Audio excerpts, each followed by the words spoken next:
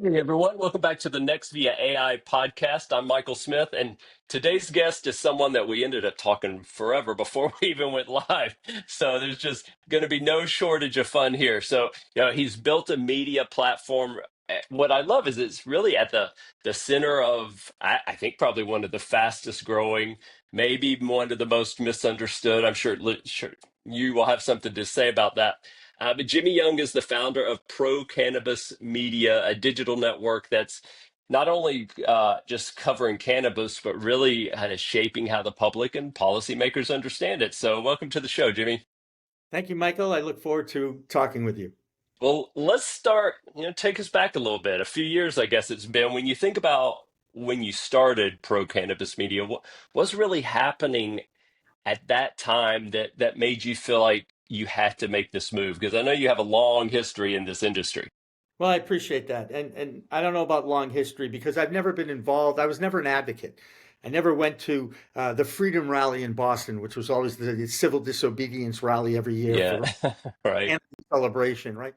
But but when I got my medical card in 2013 and I went to my first medical dispensary in Boston, it was Netta in Brookline. I'll throw them under the bus.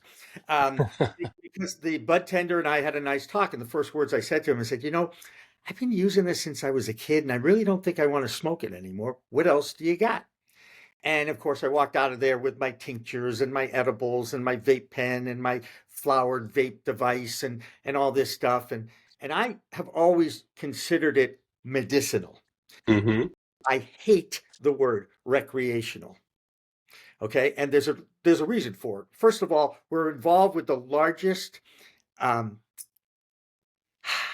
it's the largest clinical trial that isn't controlled for a plant medicine in history. And I think you can relate to that because when we were younger, when I was younger, back in the day when the drinking age was 18, we had to learn Hmm. how much beer or we could drink before we upchucked. Right. Okay. And I Yeah. was and I was upchucking at age 15 on 3 beers and I couldn't figure out. And of course, I used to get crap from my friends. Oh, you can't hold your beer, man. Yeah. And I'm like, all right, well, I'm going to go over here and, hang out and smoke this new shit that I learned. Oh, pardon. We're not on over the air radio, right? No, no, Okay. you're good. You're all I had, good. I had that. I did that oops once on an over the air. Oh, sorry. And then I found out in my 30s that I was allergic to hops. Oh, That's in beer, not in cannabis. right. So Hmm. God was doing it, basically saying, look, it's okay, try this stuff. And and I was ADHD and it helped me hyper focus. And Okay. and I love the I'm getting personal here, but I told you my middle name was TMI. I love the fact that I could tell people, and this whole driving under the influence and driving while impaired are two different things. And it's a huge issue in this industry. Okay. Right. And I took my driver's test under the influence of cannabis and I passed it. Not only did I pass it, I got reprimanded by the guy who was giving me the test because I parallel parked so fast. He goes, "Whoa, you did that so fast." I was like, "Well, I had a really good driving ed teacher who taught me this trick, and I use it to this day. It's amazing, and it still works." So that being said, I got through that at age 16 and a half. That's how I got introduced to it. And that's how I got introduced to it at a medical dispensary in Boston in 2013. And then I threw myself into the internet to learn about the new flower. I couldn't believe it. Flower. Flower. I said, wait a second, it's herb. I always call it herb. You can call it Yeah. pot grass, whatever, devil's, whatever it is. There's a million different names for it. And I've learned the derivatives of the marijuana. I don't use that word. It's a horrible word, but people still use it because they don't understand, and nor do they care to understand. And the Hmm. word that I use about this industry all the time is it's fascinating. It's So fascinating. what's the bad? Why is marijuana a bad word? I don't know. Well, when was the last time that you referred to a black person as a Negro? I don't think I ever have. And the only time as a sportscaster I ever used that word was to talk about Buck O'Neill of the Negro Baseball Leagues. And Buck O'Neill is a Right. Yeah. and I know all about Josh Gibson and all, I trust me, I know sports. That being said, that Negro is a slang term for that horrible N word. okay? And it was accepted by the white supremacists of the early 20th century that wanted to maintain the Jim Crow South and also vilify this plant and fund reefer madness. I now know everything, Oh. reason, and how it all started, and all of this stuff. And the knowledge is just it oozes out of my brain in so many ways. There's so much in here now. So I don't like to use that word. Now I just say MJ. And it's because, it's basically a slang term for evil weed. Okay, and it was originally spelled with an H, and it, originally Oh. came from the Mexicans who came into this country at the turn of the 20th century, and hung out with those that were most impacted by the failed Civil War and the Jim Crow South and the prejudice and the race that divided our country back in that time from 1865 to 1937 is when the Tax Act and prohibition of cannabis began. And they Hmm. and our government put a racist in charge of the first ever federal narcotics bureau. His name was Harry Anslinger, and he is the one who held that job, vilified cannabis with reefer madness with the monies of Misters DuPont, Misters Hearst, Misters Carnegie, and Misters Mellon. Are you familiar with those names? They Because sound familiar. they're the industrialists from the 1920s. Okay, they're the ones who survived the crash of 29 and Wall Street. So how did you like? I mean, because I know you have long history in sports Yep. media. Like, how did that transition from your personal journey into now it's a professional thing? And that's a great question. Okay, there you go, Michael. Good job.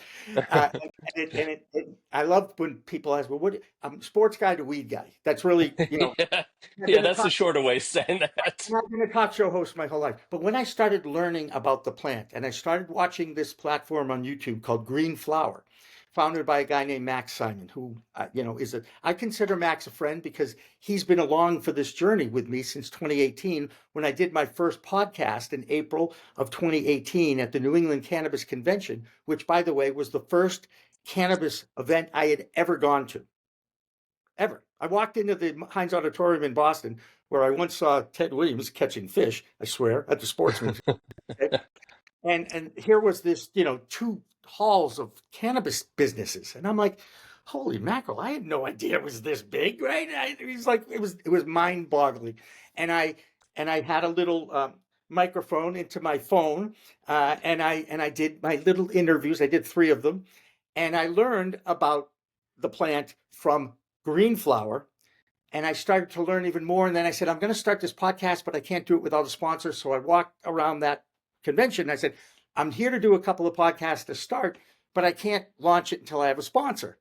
And I walked up to a woman and I said that same thing. And she goes, well, we'll sponsor you. And I'm like, I don't even know how much I'm going to charge you. She goes, I don't care. I like you.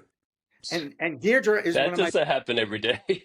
and Deirdre's still one of my best friends in the industry to this day. And they sponsored me for 4 years. And they're out of business.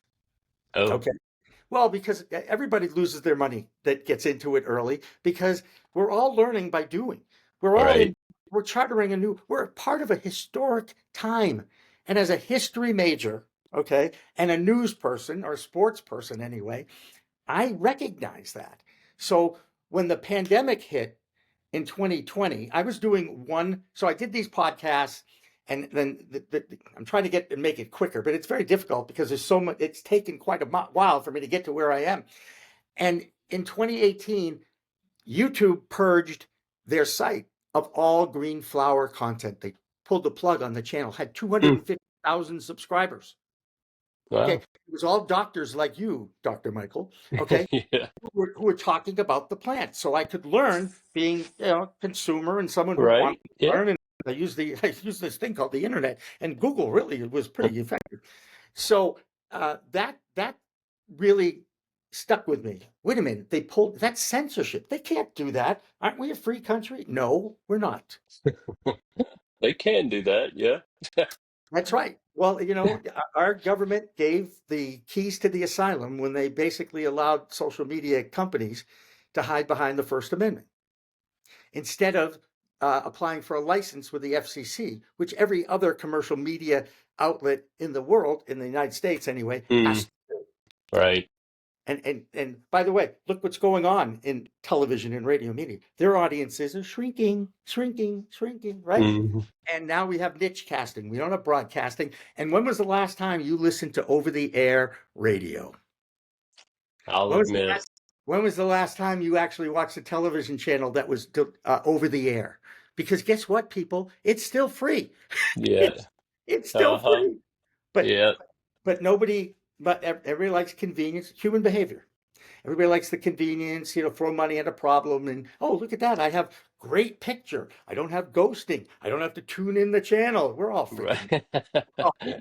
So in 2018, I was walking down the hallway and I looked at to my right and there was a booth. It said MJBA, the voice of cannabis. And I looked at that and I said, oh my God, I want to be the voice of cannabis. I love this. Who do I have to talk to? And the guy behind the table pointed me over to this gentleman. And I walked over to the gentleman. I introduced myself. My name's Jimmy Young. I used to be a sportscaster in town. I'm starting a podcast on cannabis. And he goes, oh, I'm Stu Zakem. And I went, there's a bridge in Boston named Zakem. Are you any relation to Lenny? And he goes, he was my big brother. And I went, Oh. whoa. Right? I was like, whoa. Right? And I worked for Lenny Zakem when I left full-time sportscaster work. I gave up my dream job and my own show in the Boston market that I had for 6 years and, won a little trophy to work with this guy because he was involved with an event called Team Harmony. That was a one-day event at the Boston Garden that was funded by a bank, the Fleet Bank at the time, and they filled the Boston Garden with 15,000 Middleton high school kids who had all fought all forms of discrimination in their schools and in Hmm. their town. And they brought the sports teams onto the stage and allowed them to talk about their experiences with discrimination and racism and anti-Semitism and take your pick, LGBTQ, whatever you want to get into. Mm-hmm.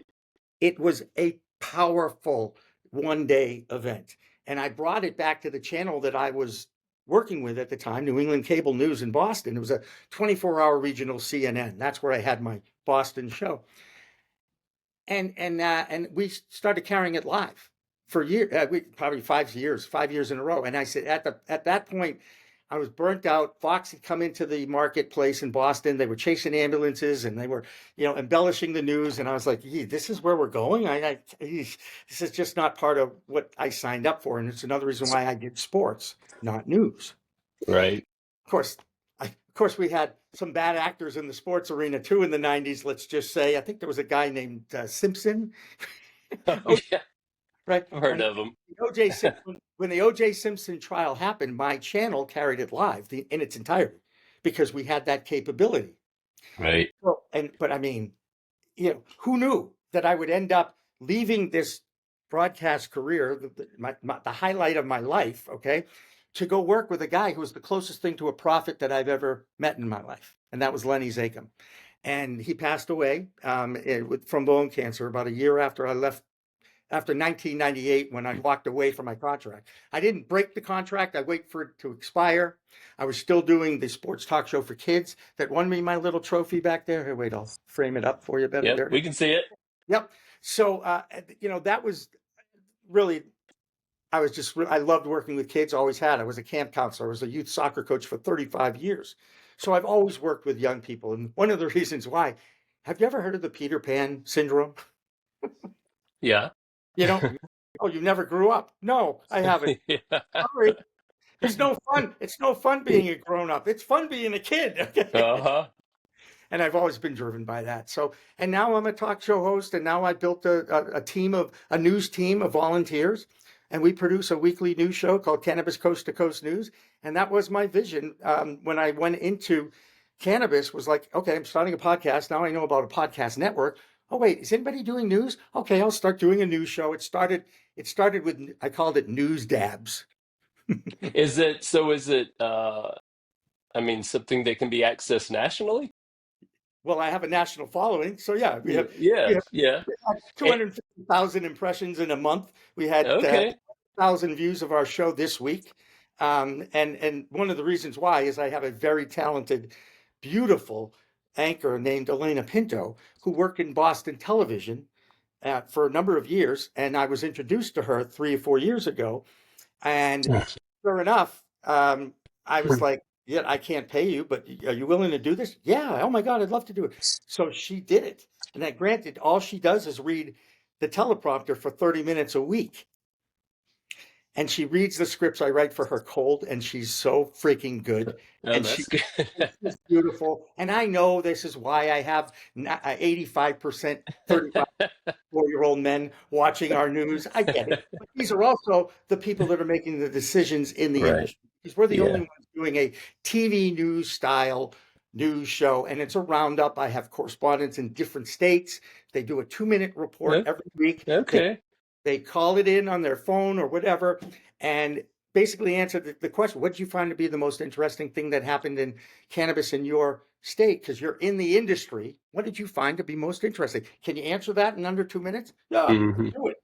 That's it. And then I teach them an open and a close. And then there's certain things that I do just to make it look as professional as possible. And it definitely looks like a 90s news show, because that was the last time I was on camera at 1990. Retro is in, so you're good.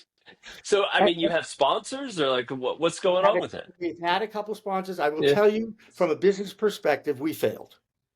Okay, we failed. I ran out of money. I got debanked. I've had a lot of things that have happened through this journey and yet I'm still here doing this. What would Because, make it, so you said you failed from a business perspective. What would yeah, make it a successful business somebody venture? would somebody would give me the $150,000 budget that I need to do this every week, and that would allow me to survive, because we never did any marketing. We never, Hmm. I never, I built my own website on Wix at the beginning, and then I Yeah. actually got another guy to volunteer for me and build it for me. But we had, for 18 months, we broke even between 21, right after the pandemic, 21 to 22.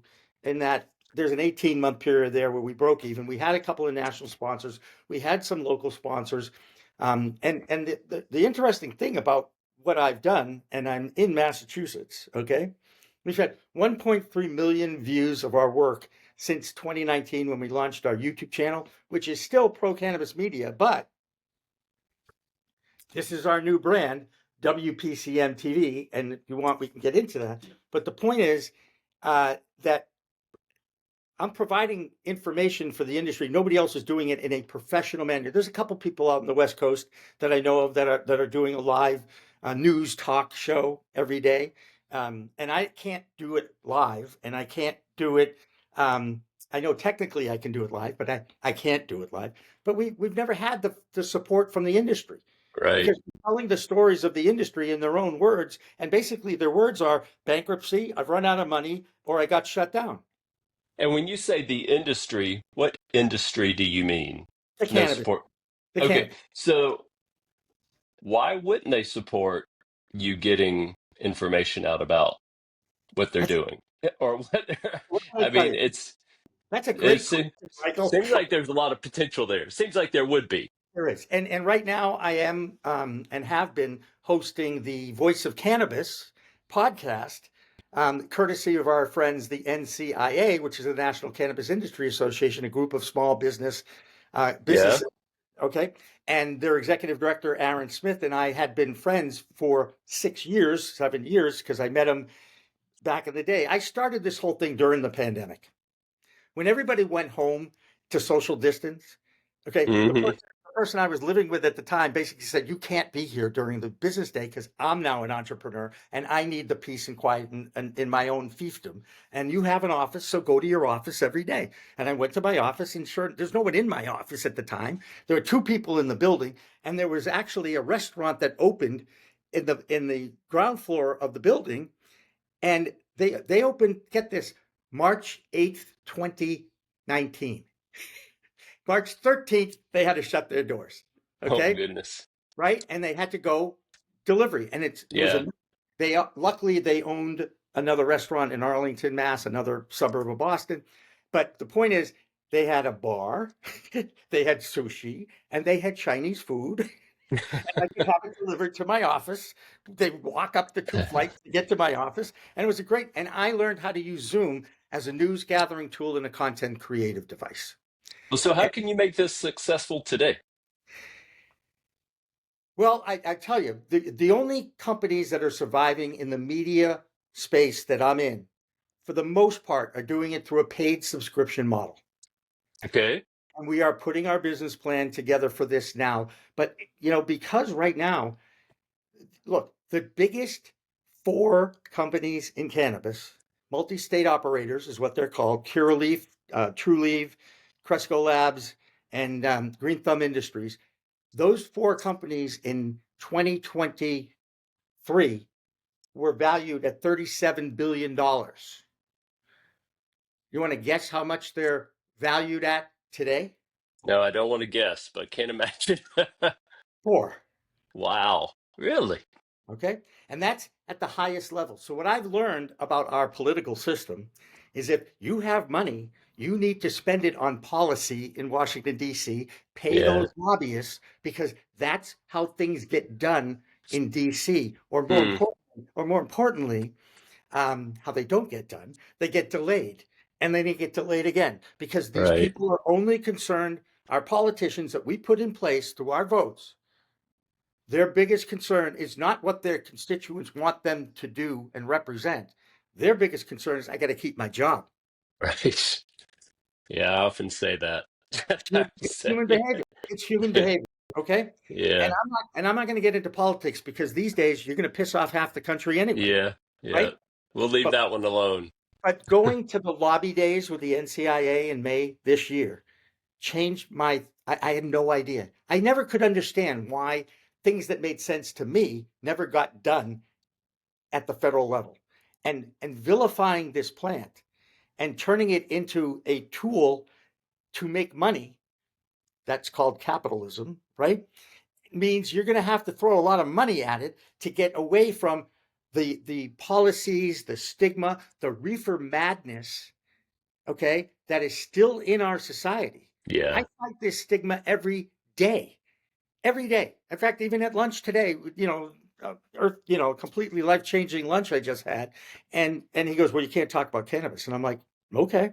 I actually talk about a lot of different things. I said, more importantly, I know how to interview CEOs. So there's really, this is my original friend and CEO of Pro Cannabis Media in the beginning, but we dissolved it when we couldn't make any money, when the money dried up. And that's really the American way. It's like that's why bankruptcy is still in play here, and it's why the industry has a huge debt for 2026 that's coming due. Mm, And the weirdest thing about this that I've learned about this industry and people and how they view it is it's always a last resort medicine. It's always a last resort right. policy. And now I understand why and how it's all happened. And it's fascinating to me. It really is. I mean, it, look, if it wasn't for Social Security, I'd be homeless. Well, I'm So, glad you're not. well, So you're Michael, so I know you have something potentially exciting coming up. Like if someone wants to get in touch with you to support you, to learn more about what you're doing, what's the best way for them to reach out? very easy. Please just go to the YouTube channel and subscribe. And so Because Pro Cannabis Media is the name of your YouTube channel. yes, it is. And Okay. WPCMTV.com is now our URL that's tied to the Pro Cannabis Media. Okay. Yeah. WPCM. It's a lot easier to change your URL than it is to change your YouTube channel because I have 16,000 subscribers on YouTube that I don't want to lose. And by the Right. way, I don't have their emails. So Yes. what's it worth? Nothing. Because I Yeah. don't they won't allow me to monetize my content because after all, it's community guidelines. You're actually pushing a product that's federally illegal. I said, I'm not You mean pushing it. because okay, so you don't get anything from YouTube regardless because of the topic. No, they want it. In fact, I have to click the button that says no monetization. And I have actually found out that they are inserting ads on my content Yeah. and taking advantage of me, but I'm not making a dime on that. and I don't click the box that says, "Do you have any paid promotionals in this content?" And I'm like, no. First of all, it's all barter. It's all barter anyway right now. Right. I've Yeah. dissolved the company. We're restarting under, and we're going to be focusing on more on wellness because cannabis is a subset of the wellness industry. Mm-hmm. And wellness is $1 trillion industry, and cannabis is $1 billion industry. And I'm not very good with numbers or with business, but I know that trillion is bigger That than one, billion. that one's pretty clear. Yeah. Yeah. So So, go to the subscribe, and then it's Jimmy, Jammy, at procannabismedia.com. That's still where we're at. That's the best okay. way to get to me. And I get pitched all the time by salespeople. And, oh, you have such great content. You should be doing so much better. And I'm like, yeah, you want to sponsor us? You want to buy a sponsorship? Oh, no, I don't have any. Nobody has money. It's like, you know what? Whatever. It's fine. I sold media, by the way, for 15 years, in addition to 30 years of on-camera work in Right. amazing. So, I understand that part too, but I'm really tired of explaining and selling what I've built, Yeah. and But that's it why. sounds like you have something, fingers crossed, something that could be a game changer for you. Oh, life changer. That Yeah. absolutely is, and it goes back. Look, I've known this guy for a long time. I can't even explain. I can't even tell you what it is because it's a pre-IPO opportunity. Catch my drift? I gotcha. And so if they follow you on YouTube, ultimately they would learn a little bit more about it that way. No, no, because that's not has they don't want to have anything to do with the cannabis industry, Right. which Yeah. is fine. So they Which will is fine. just have to keep searching you out. I gave you my email. You could contact me. Happy to talk to anybody, as you know, Michael, because that's how you found me. I mean, I'm on LinkedIn. Yep. By all means, link in with me. I got like 6,000 whatever following me, but I So don't. just look them I up. don't Jimmy Young, Pro Cannabis Media, Jimmy at if you Google, procannabismedia.com. there are a lot of Jimmy Youngs, just like there are a lot of Michael Smiths, right? Okay. Yeah, one or two. So if you Google, and everybody Googles their own name, right? So I was a sports guy, right? There's a boxer from the 70s named Jimmy Young, and he fought my hero, Muhammad Ali, in 1978. Jimmy Young Oh wow. also put George Foreman into retirement, his first retirement. So he was a legitimate heavyweight boxer in the 70s. He was more of a boxer than a hitter and a brawler, and I don't even want to get into the other heavyweight champion who's in the cannabis industry because he's a convicted rapist, and I don't want to give him any time. And I think you know who I'm talking about. Most people do. Yeah, Okay. I do. It's a food company that has the same name. All right, let's just leave it at that. Yeah. Everybody Uh-huh. thinks what they want. But again, I go back to I have certain principles as far as my own content, my own life, what drives me. Money has never driven me. I was a sportscaster. I got paid like crap. So I It went doesn't over to drive you, but you got to live. I understand that. And trust me, I'm trying to keep living. Okay. Yeah. I'm not giving up on life at all. And I've learned quite a bit, quite a few lessons. And I had an amazing life partner that just couldn't deal with me much more after 22 years. So that ended in 2022, and so did my money running out, and so did a lot of other things. And then by 2023, I had to shut the doors on Pro Cannabis Media as a business or doing business as. Right. I, I had an incorporated a C corp that was that we dissolved. It's dissolved. That media company. So this new media company, which is WPCMTV.com, and it's also WPCMTV LLC. I had new partners in Arizona that, Okay. for whatever reason, wanted to partner with me because they believed in what I was doing, or at least they saw something in me that could make them money. Because let's face it, I get it. Okay. And I really don't mind making money for other people as long as I get a fair shake and be Yeah, able to make a living. exactly. Yeah. Well, if you want to get in touch with Jimmy, I think we've given you all the different ways you can get in touch with him and get some inside scoop on what's coming next. That's right. All And by right. the way, just for the record, Michael, on LinkedIn is my phone number. On my website is my Yep. phone number. And now I'm getting fished all the time. So I have bill collectors and getting fished by people through that phone number. Oh God, yes. It's pretty Yeah. wild. But I'm still looking forward to producing my news this week because we have a nice little qualitative following. People like it, and Elena is really talented. And this opportunity is going to. She doesn't even know this. Okay, so I don't. I don't know if we're doing this live or you're It's recording. not live, but Okay. No, but she'll find out about it you might eventually. want to tell her soon. I will. She's off this weekend, but she'll be back next week. And I told her, I said, I'm going to try and take care of you. I said, you're going along for this ride with me at this point because you've worked for me for 3 years and haven't Yeah. asked for a dime. And I Yeah. know Wow. how talented she is. Look, the one Yeah. gift I have, Michael, is I can recognize and see talent. And it's the definition of talent that is still pretty ambiguous. I would imagine you have more than that one talent, but I appreciate you spending a little bit of time with me, Jimmy. I'm definitely going to be checking out your show. I appreciate it, Terrific. and By the definitely way, interested to hear what you guys are covering. the name of the show is Cannabis Coast to Coast News.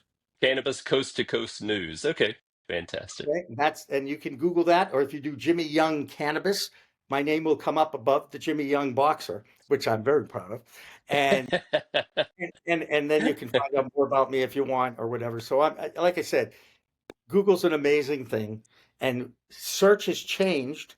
So now we have AI. I'm sure you're familiar with this, Yes. and there's something called LLMs now that AI is learning. Okay. Mm-hmm. So they're learning about the impact I've had on this industry. And I know that's why our numbers have increased exponentially Oh, since. that's good. Okay. Yeah. Yeah. So that's how they can get to me. And I appreciate so much that you, for whatever reason, wanted me to come on and talk with you. Well, it's been intriguing. What an intriguing journey you've had to get here, and you're not done yet. I have a feeling you're not done yet. No, the best part is I have stories, okay, about when I got high with Jerry Seinfeld one night, Larry Miller, Oh, goodness. We might have to do a follow-up and hear about that. Bill Kreutzmann, the original drummer for the Grateful Dead, the late Yeah. Brett Easton of the Grateful Dead, Dennis McNally, their longtime publicist, was from Maine. I was a sportscaster in Maine. So, I mean, I have tremendous stories from my sports career. I This am is I have no this is doubt. this is just what I'm doing lately, you know. Yeah. And I definitely gave you, TMI. It's too much information. Well, we'll schedule number two and dig into that. Right. All Appreciate right. it. I appreciate it. Great chatting with you. Nice talking to you too. We'll talk to you later. Bye.